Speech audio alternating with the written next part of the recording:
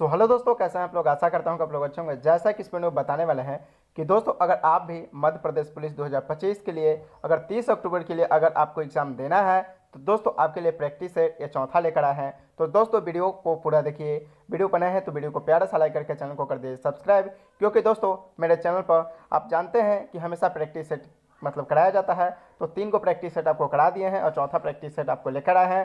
Polity से लेकर आए हैं जो MVVA प्रश्न है। दोस्तों अगर आप पढ़ लेते हैं तो एक भी प्रश्न आपको प्रैक्टिस सेट पॉलिटी से आपको नहीं छूटने वाला है। तो चलिए दोस्तों वीडियो का शुरुआत करते हैं। दोस्तों आपका अगला प्रश्न है, कहता है कि मार्ले मिंटो सुधार बिल किस वर्ष में पारित किया गया है। तो दोस्तों आपका राइट आंसर होगा सन 1909 ईस्वी में।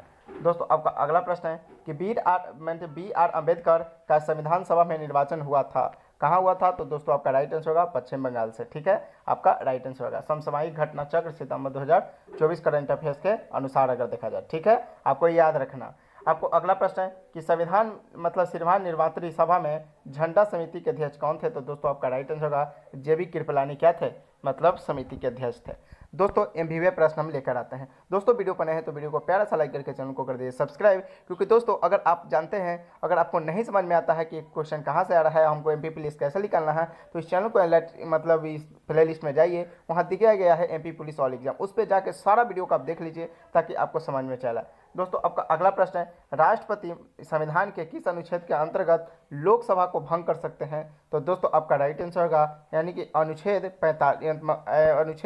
85 के अंतर्गत, अनुच्छेद 85 के अंतर्गत। दोस्तों आपका अगला प्रश्न, भारत के नियंत्रक और महालेखाकार को किस समिति के मिश्र संरक्षक तथा दर्शनी के रूप में वर्णित किया जाता है। तो दोस्तों आपका राइट आंसर होगा लोक लेखा यानी कि समिति PSC के द्वारा। ठीक है, आपका अगला प्रश्न है, अखिल भारतीय सेवाओं का सृजन कौन कर सकता है। तो दोस्तों आपका राइट आंसर होगा 2/3 बहुमत से राज्यसभा। आपका अगला प्रश्न है यानी कि नेक्स्ट क्वेश्चन की ओर बढ़ते हैं, कहता है कि पंचायती राज किस सूची का विषय है। तो दोस्तों आपका राइट आंसर होगा राज सूची का विषय है। आपका अगला प्रश्न है, कहता है जिसमें अगर देखा जाए तो इसमें 22 सदस्य भी है और PSC के अनुसार कितने सदस्य, तो 22 सदस्य। इसको भी क्या करना है, आपको याद करने का चलना है।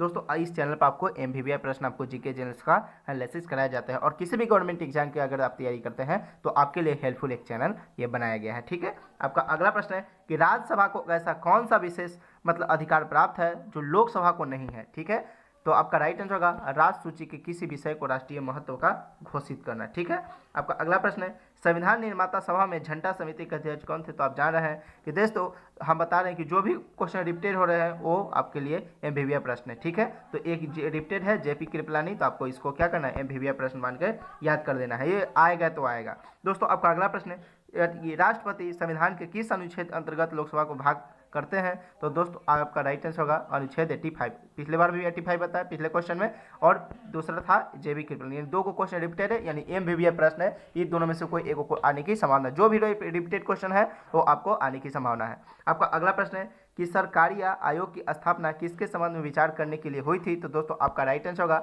यानी केंद्र राज्य संबंध के विचारों के लिए हुआ था। आपका राइट आंसर। दोस्तों आपका अगला प्रश्न है, किस राज्य के आरक्षण विधेयक को नई अनुसूची में किया गया। तो आपका राइट आंसर अनुसूची में। दोस्तों आपका अगला प्रश्न है कि राज्यसभा के सदस्य चुनने के लिए विधानसभा में किस प्रकार का मतदान होना चाहिए। तो आपका राइट आंसर खुला मतदान होना चाहिए। दोस्तों आपका अगला प्रश्न कि संविधान सभा का बहिष्कार करने वाली पार्टी कौन थी।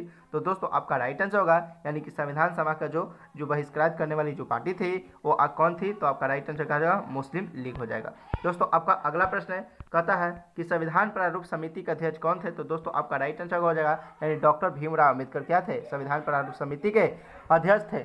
दोस्तों आपका अगला प्रश्न यानी कि कहता है कि संविधान सभा के अस्थायी अध्यक्ष कौन थे। तो दोस्तों आपका राइट आंसर होगा यानी कि राजेंद्र प्रसाद आपका राइट आंसर हो जाएगा। दोस्तों आपका अगला प्रश्न है कि भारतीय राष्ट्रीय कांग्रेस के प्रथम अध्यक्ष कौन थे। तो दोस्तों आपका राइट आंसर हो जाएगा यानी कि व्योमकेश चंद्र बनर्जी क्या हो जाएगा, आपका राइट आंसर होगा।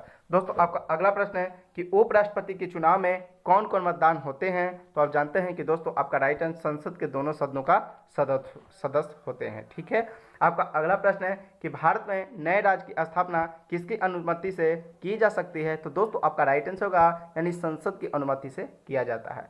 दोस्तों आपका अगला प्रश्न है, भारत के संविधान में कितनी धाराएं हैं यानी अनुच्छेद कितनी हैं। तो आप जानते हैं कि यानी 395 यानी आर्टिकल यानी धाराएं हैं। ठीक है, जो संघ समिति के अध्यक्ष दोस्तों आपका अगला प्रश्न है, इसको मैं थोड़ा सा एडिट नहीं किए थे, ठीक है, आपको याद कर लेंगे। संघ संविधान समिति के अध्यक्ष कौन थे? तो दोस्तों आपको याद करना है कि जवाहरलाल नेहरू, ठीक है। आपको एक और प्रश्न बता दिए, एमबीबीएस प्रश्न है। दोस्तों आपका अगला प्रश्न है कि भारत में किसी मृत्यु दंड पाए अपराधी को क्षमा दान की शक्ति किसे प्राप्त है? तो दोस्तों आपका राइट आंसर हो जाएगा यानी केवल राष्ट्रपति को प्राप्त है, ठीक है। दोस्तों वीडियो पर नए हैं तो वीडियो को प्यारा सा लाइक करके चैनल को कर दिए सब्सक्राइब, क्योंकि यही एकलौता चैनल बनाया गया है जिसपे आप किसी भी गवर्नमेंट एग्जाम की अगर आप तैयारी करते हैं तो आपके लिए क्वेश्चन का एनालिसिस लेकर आता है और आपको नोटिफिकेशन बताता हो कैसे तैयारी करना है, कैसे सिलेक्शन लेना है। तो चलिए दोस्तों अगले क्वेश्चन को बढ़ते हैं कि किसी राज्य में राष्ट्रपति शासन लगाने से संबंधित संविधान का कौन सा अनुच्छेद है? तो दोस्तों आपका राइट आंसर होगा अनुच्छेद 356, ठीक है, आपका राइट आंसर हो जाएगा। दोस्तों आपका अगला प्रश्न है संविधान सभा की पहली बैठक कब हुई थी? तो दोस्तों आपका राइट आंसर हो जाएगा यानी संविधान सभा की जो पहली बैठक हुई थी वो कब हुई थी? तो 9 दिसंबर 1946 को क्या हो जाएगा? आपका राइट आंसर हो जाएगा। चलिए दोस्तों नेक्स्ट क्वेश्चन की ओर बढ़ते हैं। नेक्स्ट क्वेश्चन कहता है कि संविधान सभा से मुस्लिम लीग की बहिष्कार का प्रमुख कारण क्या था? तो दोस्तों आपका राइट आंसर हो जाएगा मुस्लिम लीग मुसलमानों के लिए अलग संविधान सभा चाहती थी, ठीक है। यानी संविधान सभा से मुस्लिम लीग की बहिष्कार करने का प्रमुख कारण क्या था कि मुस्लिम लोग जो थे वो मुसलमानों के लिए अलग संविधान सभा चाहते थे, ठीक है। तो इसलिए उनको क्या किया गया? बहिष्कार किया गया, ठीक है। आपका अगला प्रश्न है कि संविधान के भाग 3 में वर्णिक मौलिक अधिकारों की वर्तमान संख्या कितनी है? तो दोस्तों आपका राइट आंसर होगा यानी 6 मौलिक अधिकार है, ठीक है।